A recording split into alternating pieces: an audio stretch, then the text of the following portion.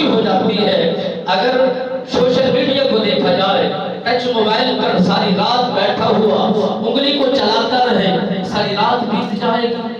اگر وہی انسان ٹی وی پہ بیٹھ جائے، ڈراموں کو دیکھے، فلموں کو دیکھے، کیا کیا کچھ خباثت دیکھتا رہے، ساری رات گزر جائے گی، اسے نیند نہیں آئے گی، اس کی نیند اڑ جائے گی اور اس کا سکون ختم ہو جائے گا، آنکھیں کھل جائے گی۔ انہوں نے مثال لکھی ہے، وہ فرماتے ہیں اگر پھولوں کی سیج بچھائی جائے، پتیاں بچھا کر وہ انسان کو وہاں پر بٹھایا جائے اور کہا جائے تو یہاں بیٹھ کر تو قرآن کلام الہی کی تلاوت کر اور یہاں بیٹھ کر اللہ کا ذکر کر، جو چیز نرم ہوتی ہے وہ راحت دیتی ہے، وہ سکون دیتی ہے، اطمینان قلب پیدا ہوتا ہے۔